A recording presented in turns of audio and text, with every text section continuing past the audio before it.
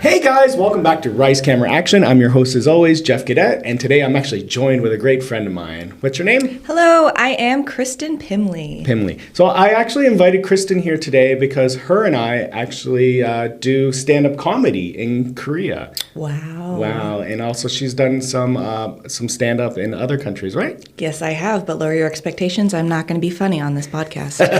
Don't worry, I'm not funny as well. So, jumping into it. So, Kristen, how long have you been doing stand-up comedy?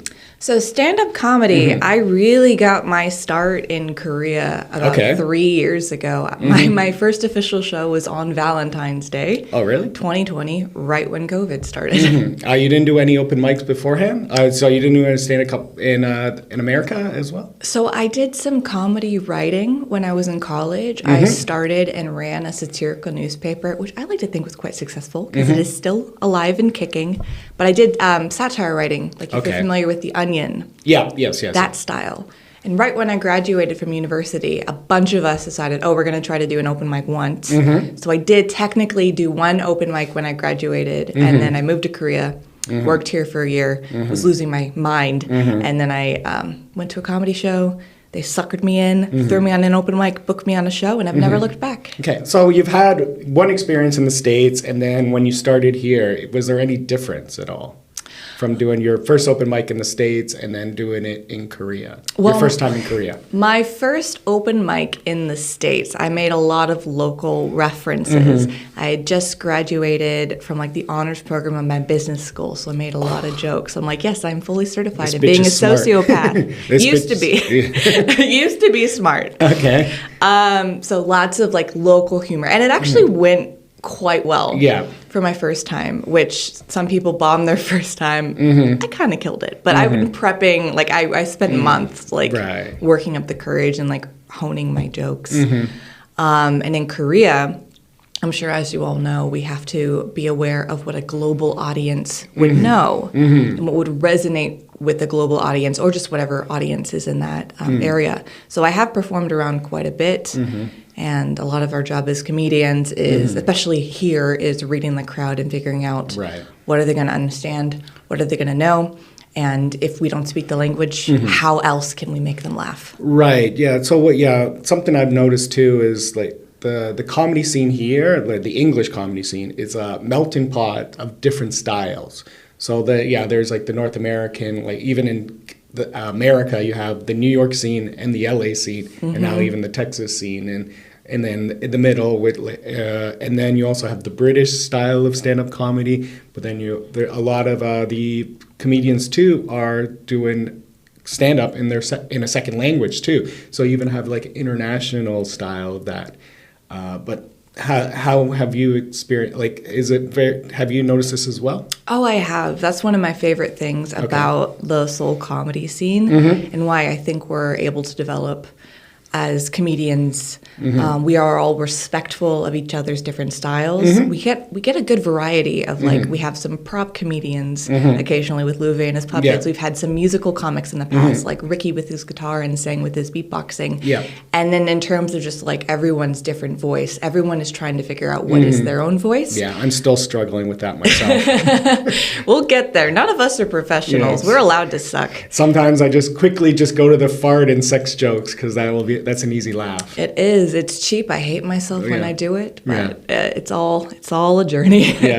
But I love learning about people's different styles. We've had so many different comedians from different places: New Zealand, Indonesia, China, UK, New Zealand, Australia, and then the traveling comics as well. We're getting a lot of those. The shows I've actually been putting on now, I'm like 3 months in, and every showcase that I've done, I've actually had a traveling comedian go in there, and then you and I are been talking to even the guys from Poland for next month too. So Piotrek, I assume I need to Google the pronunciation. I'm so sorry. But actually, the reason I wanted to interview Kristen today is you're actually doing a show. I am, with another visiting comedian. Yeah. She's American, so not as fun. It's good that we do this in the first 5 minutes, because most of the people that watch this on YouTube only really watch it for the first 5 to 10 minutes. Oh, God, please don't leave us. Yeah, so while we're still in that good zone, do you want to plug your ladies show? Absolutely. Coming up soon? Please come check out. When I say ladies' night show, everyone is allowed. I need to change the name. People are always like, is it only women? Everyone is allowed. But it is mostly female stand-up comics in the lineup. So we have a visiting comedian named Julie Weidman. She's an LA-based comic. Her credits include like Sirius XM, Jimmy Kimmel, Boston Comedy Festival, etc. She's our headliner for the show. This is Friday, June 2nd at Fantastic Theater at 8:30 p.m. You can reserve your tickets online. And it's produced by myself and of Stand Up Soul, and then Fernando Kim of Dr. Gaudet Comedy Club, and it will feature a bunch of other Soul mainstay comics, including myself, as well as Alicia Fatoza from the U.S., Ishita Sharma from India, and Choi Ki-moon. And she's Korean, and it's her first showcase in English. So it should be a really fun, exciting show. Don't forget the host. And of course, how can we forget our token gay man, Rory Kelly from the UK, who will be hosting the event, because we don't have that many women. And he's going to do a fantastic job. Yeah. Rory's hilarious. So where can they find this information and book their tickets? So you can go to @StandUpSoul on Instagram, or you can find our Facebook event, which has also been posted on the @StandUpSoul Facebook group, or just, follow me directly. Send me a creepy DM @Kristen Pimley. I will send you the link. Yeah, we're going to do the plugs again at the end of the show too, but as well. So that's 20,000 won. 20,000 won, pay in advance or cash at the door, and bring your own drinks. We both sell some too. Yep. So this is at Fantastic Theater. So that's in Seoul. It's between Yongsan Station and whatchamacallit? Samgachi Station. Next to Samgachi. Yeah. So it's only it's from either station. It's about a 5-minute walk, but it's an amazing event. I hope everyone goes out to it. It's one of our nicest theater venues. It's huge, and I am financially responsible if the show does not go well. So please buy your tickets so I don't go broke. Please. Oh man, I was going to take that Friday off, but I guess I'm going to go to. You're coming to the show. Right. Yeah. So I'm very proud of Kristen to put it on this show. Her and I we both started stand up around the same time. Maybe I had a month in before you. But she fast-tracked herself by dating one of the organizers. I did. I slept my way to the top, but now I'm running this bitch. I was always jealous. I'm like, oh, God damn, I wish I had a vagina. No, honestly, I guess he's not here, and thankfully, no one here remembers him except for the other comics. So my identity is separate from him, but I can bring it up. But I at the time I dated another comedian, the beatboxing one. The beatboxing one, yeah. Sang Don Park. Check out his Instagram. He's crushing it in London right now. It was so helpful. Instead of going on real dates, we just went to open mics. And then afterwards, we filmed each other, and we sat and we watched each other's sets, and we helped workshop each other's material. And that is why I think I am successful. It is all due to a man. So come to the Ladies' Night show. I am no. I wish I had that support. I had to be stuck at the loser table, going, I think I did shit. I think I bombed. Well, these two were just going, great job, boo. Oh, you too. I'm like, guess what? I took a video of you. I'm like, oh, that's so amazing. Oh, no, we planned it. We planned it at least. And we were incredibly brutal to each other on stage, which was so fun, just getting on stage and roasting each other. Yeah. Whenever his special does come out, the whole section, I got 5 minutes to just destroy him in front of 100 people. That was so fun. Yeah, and then, I also witnessed this too. So, while you were together, you guys always had material about each other. While you were together, you guys, leaned into we're the comic couple. But then even when you broke up, you still had 6 months of material that's the loser I dated. Yes. I will say there was a big part of my identity that I had to find my own voice as a comic, separate from him, and the motivation to keep going. There was an awkward transition period, of course.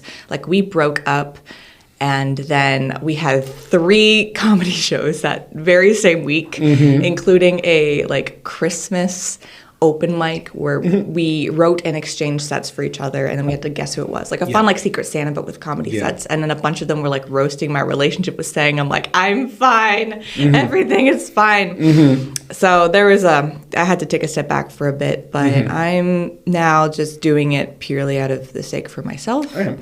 And, part of me is like, am I only... And I started, when I got into comedy, too. Yeah. This is not the first time this has happened. Oh, no. When I started the satirical newspaper... Right. The guy who got me into comedy, we started the satirical newspaper, and we were also dating at the time. Oh my God. So my comedy career has never been separate from a man. I am... not a feminist icon, but I'm working on it. Well, have you ever heard the expression, don't shit where you eat? I know. It was just those two. And in both relationships, we were always like, comedy comes first. Yeah. Comedy always comes first. We break up. This will continue. And with my first relationship, too, his name is Mitchell Trachtenberg. He's in Chicago. He runs a satirical We're going to get you, okay, Doc's Mitch. Yeah, please, Ness.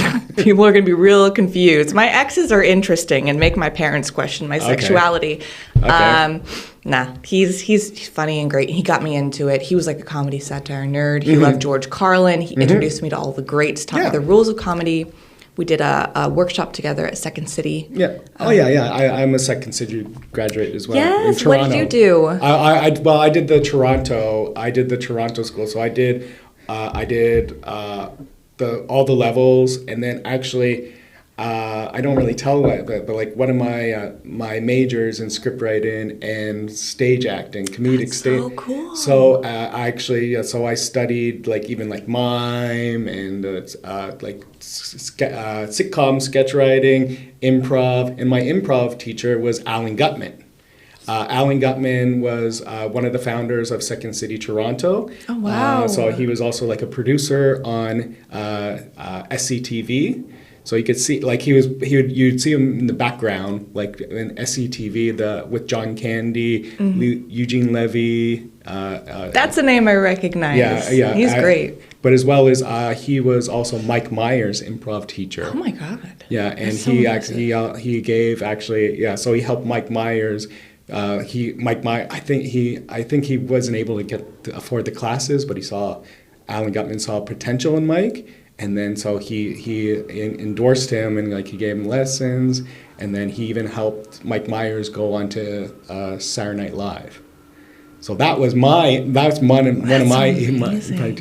I have a lot of interesting things about me, but I'm always feel ashamed. You shouldn't feel ashamed. It's so cool. I mean, I could barely call myself Second City trained. I did a 2.5 week workshop. Right. 1 week. It might have been shorter than that. It was extremely beneficial, and I would love to continue taking classes. I'm trying to read more comedy books as well, but that level of training is crazy. Right. Well, I was actually just talking to Brad and Ken yesterday. The episode 2 of Jam's Improv Soul.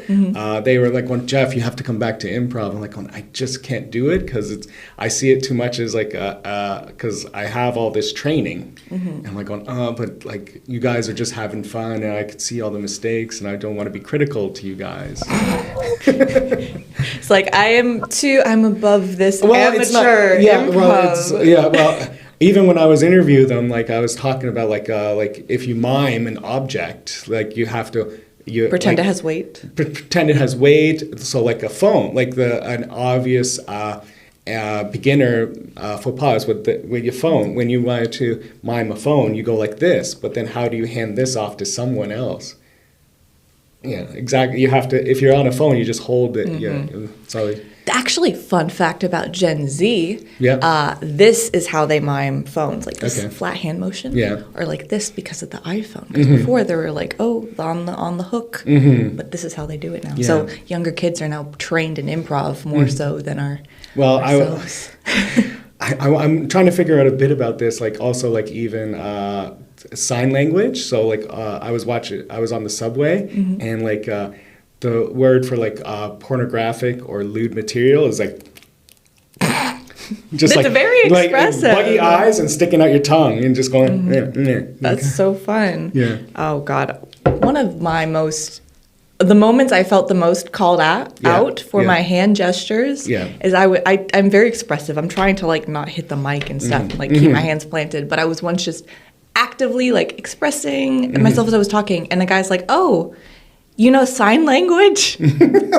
Really? Like, no. Oh. He was like, "Oh, I'm not even Italian, so I don't know where this comes from." Yeah. But. Well, I've also been called out when I'm doing the with just overacting and talking too much with my hands. I have to like plan. It's really important to watch yourself. I mean, this is before I did all of it. I did public speaking. I mean, I did science fair for 11 years where I had to present my like projects to strangers. And then I was on speech team for 4 years and I was captain for 3 years. And so it was very like polished and rehearsed, and they very got down like you need to know your like speech bad habits. Like, do you like shift when you talk? You need to make sure that like your feet are planted, you're standing up straight. I never do this. Please clock my posture throughout this whole fucking video. Yeah. Making sure that you don't have any like weird like hair flips.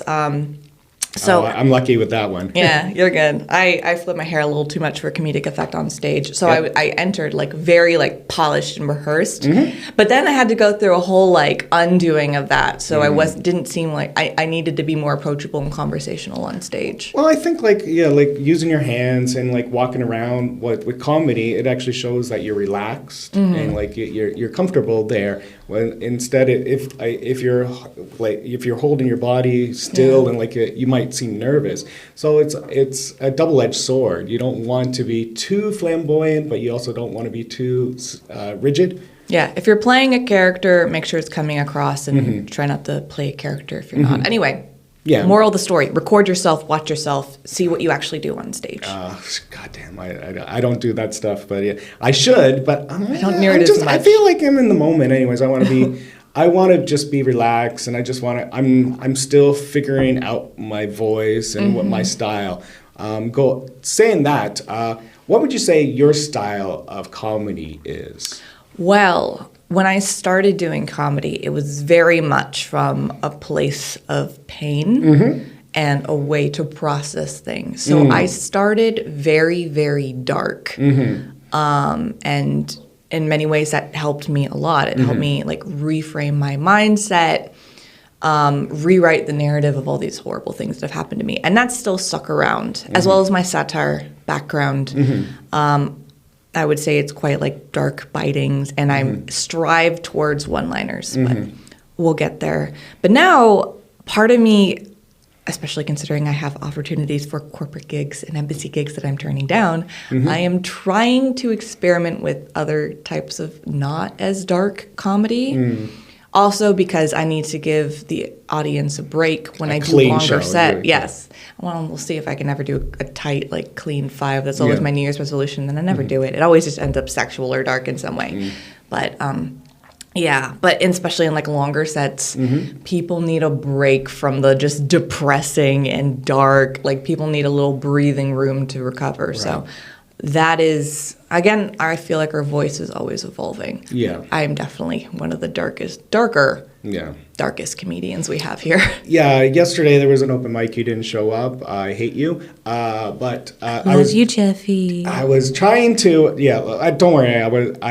I was actually taking a break, so someone else was hosting it. But I was like, I want to do this bit about like water beds, and I was just dying on stage. I'm like, and then I saw the light. I'm like, okay, I know I could just go dark and end it, and I did like a suicide joke and. Way to close out the show. Yeah, well, I had to follow Rory talking about gay sex, but so I'm like, all right, well, the crowd's already warmed up, and like, so someone's already gone a little lewd, so I'm like, whatever, easy suicide joke. I know, I snickered when I wrote it, so I know people will laugh at it. I can't wait to hear this. You don't have to disclose it on the podcast No.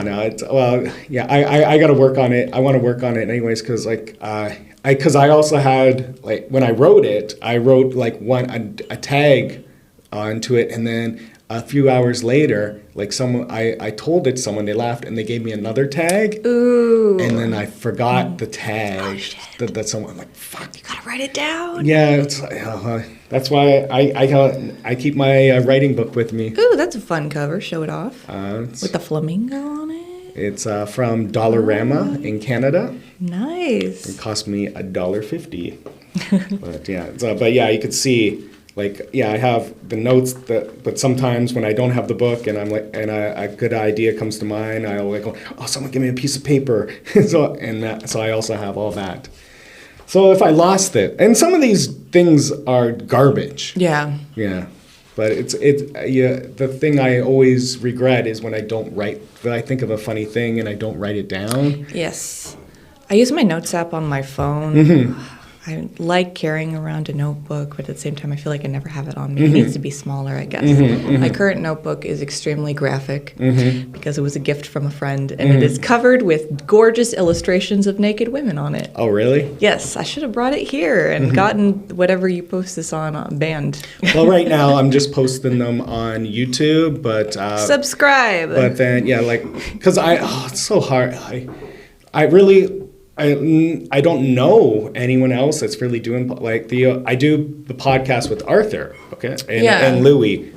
Check it out. It's the Cancel Ward, WARD, not Ward. So we do that. But Arthur uploads that onto, I think it's called like Buzzsprout but it's purely audio. But I'm also doing the video thing. So right now I've just released it on my YouTube channel, and then I think now I actually have a couple of these in the bag, but I'm going to let you jump the line because you're plugging your show. Yay! I take priority. Yeah. But yeah, it's no one's really helping me. I have to figure everything out myself. Yeah. Yeah.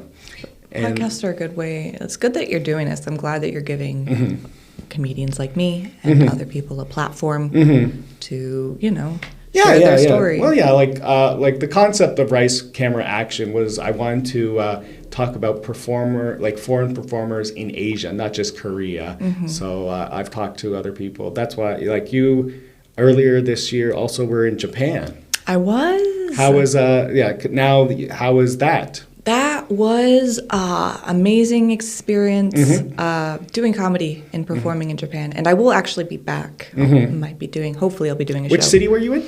So Tokyo. Okay. Was just there over a weekend. I met up with some friends who were visiting from the U.S. and I did a show. There's a couple of different comedy groups in Tokyo. And I think there's also a big scene in Osaka, but I did not travel. There's a comedy club there, yeah. Yeah. I performed with Tokyo Comedy Underground, which is run by a guy who came to Korea, and that's how we met. His name is Hegon, and he kindly let me headline the show that he puts on with his group. And there's also a larger comedy club that was established that a lot of the pro comics come through. I went to one of those shows, very briefly got on stage because the drunken band pulled me on stage and made me tell a joke, and it did not go well. So I need to go back and redeem myself. Yeah. They have such a cool space, and I went to a show there as well. I'm excited to go back. I've performed in 5 countries so far, so whenever I travel somewhere, I always reach out to the comedy community. I just did I had a extended guest spot at an open mic in Taiwan. Cool. 2 weeks ago. The best part about performing and traveling abroad is just being able to talk with all the comedians and their own experience. And I know in some larger markets, it's a lot more cutthroat, but here we are like truly a community of people. So, when I was home last year in Toronto, I actually was trying to hit a mic every week. And this is actually something I experienced too, because I have my material that I've written about Korea. But then when I was in Toronto and I tried to do the jokes about Korea, I could only keep the audience's attention for about 2 minutes. And this is my 5, this was my solid 5. And 2 minutes into it, they were going, hey, white boy, why are you talking about Asia? We have Asian comics to talk about that. So I go, ooh, and then there was my last show, I had Panda, Brian Choi. And unfortunately, I noticed that he did the exact same thing that I did, because he's LA-based comic. LA-based Korean American, and he was talking about growing up as an Asian and being the minority, and then he came to Korea, and the audience, the Korean audience, both foreigner and Korean, like, going, hey, why are you talking about being Asian to Asians in America? We don't care about that.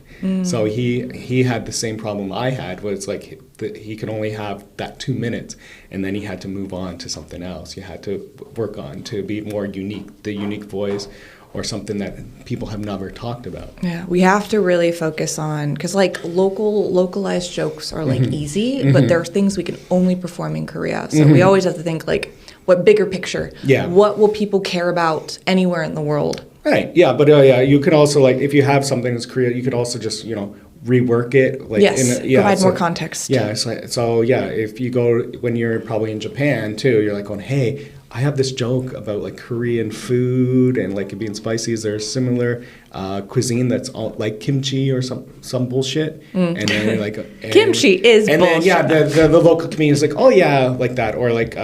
If I have like a joke about Itaewon being the foreign area in Seoul, like going, hey, what's the foreign area in Japan? What's the foreign in Taiwan and all that stuff? I do that. I have my opener joke, which I have performed so often. I hate myself every time I say it. It's the Daiso. The Daiso one. I always ask, like, hey, what is the cheap local dollar store chain in your country? Yeah. It is the easiest joke to localize, except apparently there isn't really that in Taiwan. So I tried to use Xiaobei by Ho, which is like a cheap local store that Taiwanese people know, but apparently expats don't. So did not work, but I tried. I'm sure it was pretty easy when you're in Japan. You're like, oh, there's like kind of a cheap dollar store. They have Daiso. That's the original one. Daiso Pink. Oh, gee. Yeah. And when I did it in Spain, I used Primark, which I think is better because it actually sounds the closest to Prada. Yeah. For context, the joke is, I'm knockoff Anne Hathaway. I'm the devil wears Daiso. Yeah. Yeah. And so devil wears Prada, I'm the devil wears Daiso. Yeah, I'm the devil wears Primark. It's the easiest throwaway joke to local. I need to make stickers at this point. It is my brand. I do more than that, but I've done it to death at this point. I don't even know if I look like Anne Hathaway anymore. It's been that long. I don't think even Anne Hathaway looks like Anne Hathaway anymore. I know. Oh, I think she's taken Ozempic. I mean, Anne Hathaway's having like a renaissance right now, and I am so happy to be compared to her in any capacity whatsoever. She is beautiful. Her styling, I love her so much. I don't know if I want to be her or be with her. Love her. Yeah, well, she was my high school crush too. She is the best. What's her favorite movie? Well, like I was there, like The Princess Diary, like great, a classic. But then like Les Mis was great as well. She was so sexy in The Dark Knight Returns. Yes, Catwoman. In those leather pants. I'm like, ouch. I've seen a lot of her discography. Alice in Wonderland, Bride Wars, Devil Wears Prada is a classic. She was in this movie about having Parkinson's with Jake Gyllenhaal. Oh, really? Yep, that was good. She was also in Brokeback Mountain. Topless in Brokeback Mountain. I've seen a lot of her stuff, but I have not seen Les Mis, and that is totally on me. Well, she won Best Supporting Actress for that. Yep. It just never struck me to watch it. Yeah, but okay, going back to the comedy thing. So, so you and I have been side by side doing comedy. It was a very big struggle during COVID, right? Oh my God, yeah. I mean, we never fully closed down. Thankfully, we were one of the countries. We pushed through thanks to Sang and Fernando, but for a while it was just Sang pushing and forging through and producing shows. We performed in mask. Sometimes we'd have to take breaks. We had to track the audience. It was a lot, but still consistently performed through. Well, even the scene is now, we kept pushing and we didn't give up. We made sure that the comedians had at least a mic a week for the practice. Unless there was an outbreak and we had to close down for someone's house or within our own COVID community, or within our own comedy community, we had a COVID outbreak. I was patient zero, sorry guys. I haven't caught it yet. So. Oh my God, how? I don't know. I love that article that everyone was talking back in the day, that article that was published in like the Korea Times. Like, if you don't have COVID, if you haven't gotten it yet, you don't have friends. Yeah. Oh, I have lots of friends. People know my name. I can't remember other people's names. Do they, Jeffy? Do they know your name? They don't know me, but they know my name. But have you been recognized a lot on the streets lately? I know you were when you were in that beer commercial. You were stopped. Kleenex. Was it? I was in Kleenex. Yeah. I was in a beer commercial. I get recognized now and then, but right now people aren't really recognizing me. Mm-hmm. And then occasionally someone's like, "Hey, I saw this commercial. Is that you?" I'm like, "Yes, it's me." Yeah, I think because all the tourists are coming back, and so there's a lot of foreigners. Yeah, so usually like a friend recognizes me, and they just send a picture. I'm like, "Oh, the commercial's out. Okay, cool. I can now post it on social media," because there's like a unspoken NDA, but then like I can't upload any pictures until like the commercial's released. So I have to wait for someone one of my friends to recognize me before I can post it on my social media. It's a good indicator. Yeah, like 2 months ago, I was just like a background extra for League of Legends tournament in Europe, and the commercial was only. Oh wow! And yeah, it's. But the commercial was only going to be used for this tournament, and I made sure that I was like in the far background because I wasn't really getting a lot of money. So I'm like, I don't really want to put my exposure for little pay. So I made sure I was hiding in the background. But then I took like a picture with my phone, making me look like a chef, and that's on my social media. I just uploaded it. I liked it. That was just like it looks actually very professional, but I just did it on my phone, like it's a selfie thing, and I uploaded it like 2 weeks later, and my company saw it and go, "Take it down." I'm like, I'm not. And then the commercial came out 10 days later, and you don't even freaking see me at all.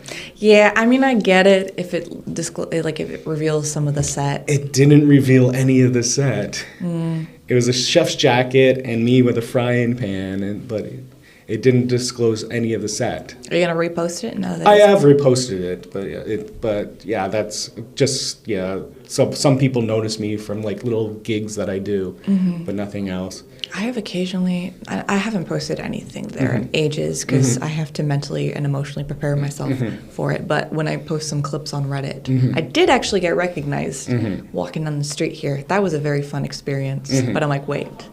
You're on Reddit. Yeah. Are you gonna kill me? Yeah. Well, there's also a podcast that I watch called Kill Tony. Yes, I've seen some of his stuff. So that it's good also for stand-up comedy too, because it's like kind of like an open mic here, and like they have professional comedians, but as well as like amateurs. I made a comment actually on one of the latest ones, and like I think it's up to like 500 likes, and like someone's internet points, and then like and someone even replied and like, "Dude, you made Reddit." I'm like, "Oh man." Now here's a fun fact about me. I was such like a pick me girl, like a not like other girls. And I had an account that I got doxxed on, but I have made front page of Reddit 4 or 5 times in my life for like it's terrible, like anti-SJW content. It was a very dark time in my life. I deleted my account, righted the wrongs, and I still stand by my points that a lot of what I posted was making fun of stupid people. But stupid people I have made front page of Reddit, both not as myself and a stealth account, and then occasionally I'll post my jokes on there. Part of me is like, why did I make? Because as a comedian, I wanted to tie it to my name, and I looked to see what other comics were doing, and they had it tied. They used their names as their username, which I did do. Part of me is like, shoot, now my work can more easily find me. So I regret it. And you can't change your username once you made it. So one last question before we wrap up. So we're doing the English scene for stand-up comedy. What's your opinion like on the Korean scene or the Korean comics? That's a controversial question now. Well, okay, so I'll open up because I speak Korean better than you, so I have watched actually the Korean stand-ups. So when I was first there was actually 2 styles. Originally, when Koreans first started doing stand-up comedy, it was more of a story of like overcoming adversity. So there was heard that too. More funny stories and like jokes with punchlines. I was like listening to one comic, and he was talking like he apparently like they don't say comedian, they say gag man. Gag shows. Yeah, so like he just told the story like, I wasn't good at high school, I didn't get good grades, so my parents were very disappointed. I couldn't go to a good university, but I still but then I met with these friends, and they thought I was funny, so we started writing comedy, and we did like sketch comedy together, but still we kept failing because no one was laughing. But then one day, like, we wrote this one bit, and like and the audience gave us like a standing ovation. And then when I looked into the audience too, they were my parents clapping. And then I realized that, I did actually make my parents proud. And what? Exactly, it's like that. Comic makes your parents proud. Oh, well, yeah, but like storytelling. It's storytelling. Yeah. And then the audience was like, "Oh yeah, congratulations!" But there was like, I'm not looking for your applause, your approval. I'm looking for your laughter. Yeah, so like that's what they were telling, like a story how they can make something funny, and it's just like whatever. It's like slapstick style too, a lot of the gags. But there's also a comedian. I've talked to him only briefly. Was Danny Cho? Oh no, yes, yeah. So he's actually like a Korean American, and he came here I think 3 years ago, like in 2019, and he's I don't know how successful he was in the States, but he took more of the American style and adapted it to the Korean, so more of the punchline. He's a little vulgar, like, and there's some of his jokes were cheap. You and I saw it, and so like anyway, like he just reworked a common punchline, but he also brought new breath into the stand-up scene. So actually, he's showed them like, no, you want to go to a punchline. You want to surprise them and shock them. Yeah, he runs an extremely nice comedy club. Called, like, what is it? Just like Soul Comedy Club? Soul Comedy Club, yeah. Beautiful venue, and he's really the driving force behind the Korean scene. And I know he's really pushing a lot of the comics to make it a career, post clips. He's gone on tours and stuff. I would say in terms of the comedy scene in Korea, it is growing, from what I can tell. Again, it is very like physical gag-based comedy, and I think there are some additional difficulties because I think Korean is a much more restrictive language than English. We in English can play a lot more with how we word a sentence, place the punchline, making sure that the last word of the sentence is like the thing that hits. But in Korean, every single sentence ends with a verb. Yeah. So you can't play with the language as much, from what I've noticed. And in terms of like the defamation laws and the very conservative culture, we can get away with saying a lot more in English than they can say in Korean. Yeah. And I have the absolute utmost respect for all of these Korean comedians who are performing in English. Like, that's incredible. That requires like such like a level of fluency. I have some jokes that I translate to Korean, but doing a whole set, and there's even some comics who do it mostly in English who have done it in Korean and vice versa, and that for me is just like such an incredible feat. If you're a bilingual comic, props to you. Seriously, that's incredible. And I'm eager to see how the scene grows and develops over the years, and how Korean comedy develops its own specific style, because it's still very much like in the beginning. A lot of people don't know what stand-up comedy is. They call it standing comedy. So yeah, check back in like 5 years and just see how it's developed. Thanks to all the comedy producers in the scene here who are giving a platform to both English and Korean comedy.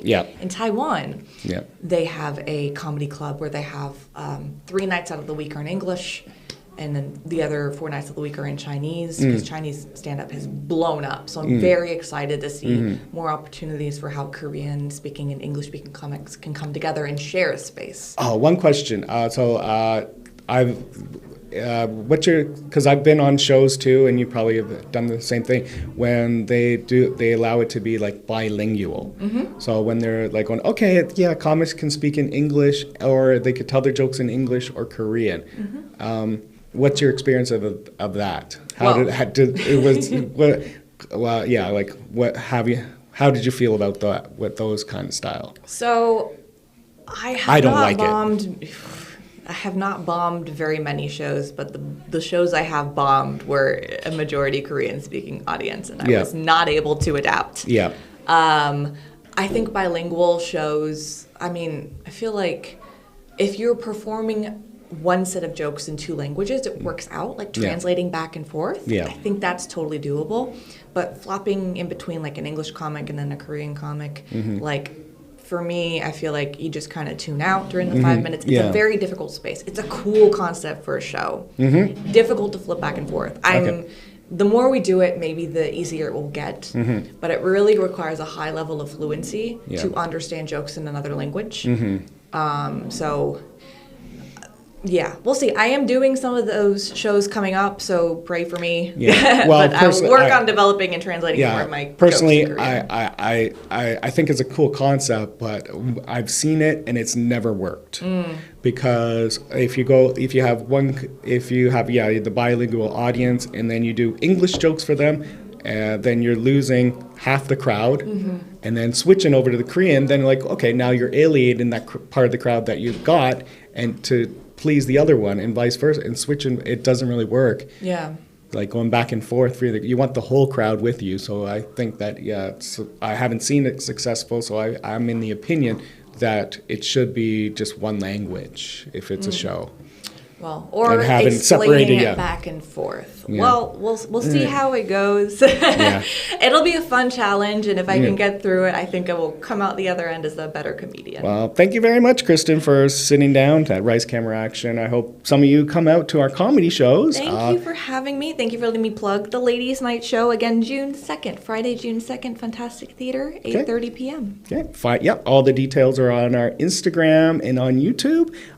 So my Instagram is Comedy Jeffy, COMEDYGEOFFY, and your? Mine is at Kristen Pimley, KRISTENPIMLEY. Okay. Please stalk me. And thank you guys for watching. Like and subscribe. Bye-bye. Bye.